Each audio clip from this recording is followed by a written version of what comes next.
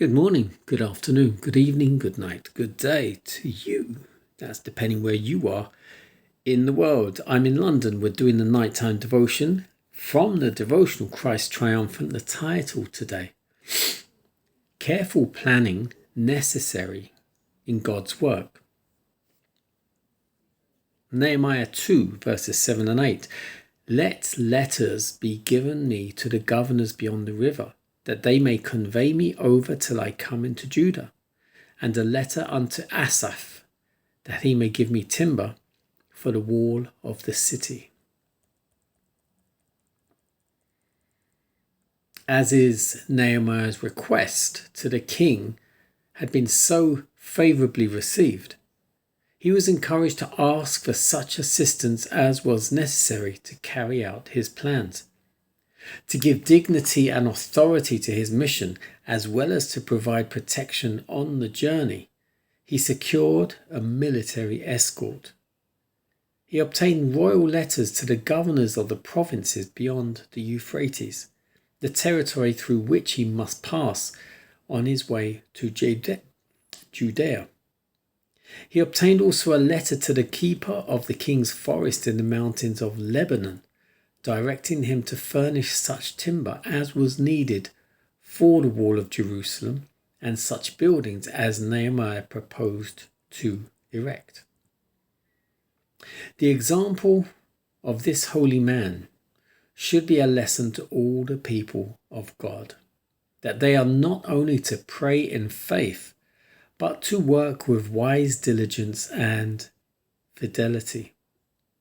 How many difficulties we encounter, and how we hinder the working of providence on our behalf because prudence, forethought, and painstaking are regarded as having little to do with religion. Careful consideration and well-matured plans are as essential to the success of sacred enterprises today as in the time of Nehemiah. Nehemiah does not depend upon uncertainties. The means that he has not, he solicits from those who are able to bestow.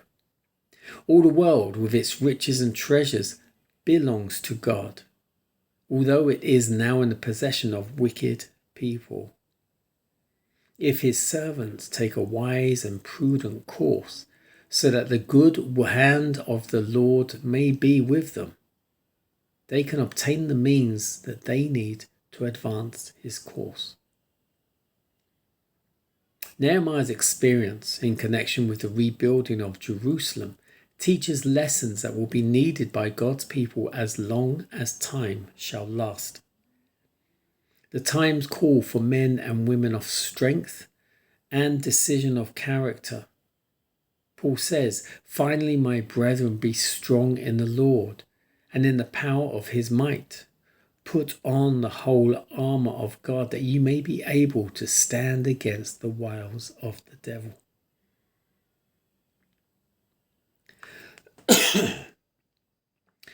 The enemy will mingle his evil with every good work that is done if the workers are not on guard. Thus he speaks to spoil God's purposes.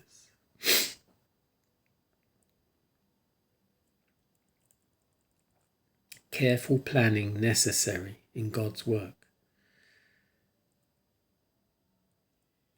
So it talks about how Nehemiah got letters from the king to the relative governors at all the provinces he had to visit or go through to get to Judea,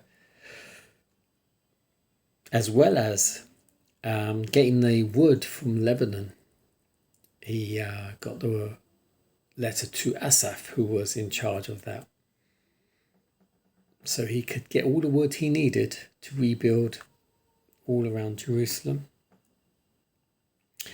and everything else.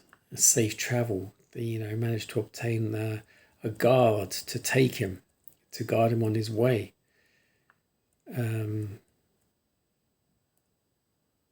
It's all planned.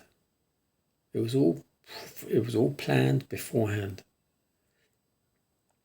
So, as it says, careful planning is necessary when you're doing God's work. Yes, it's like anything.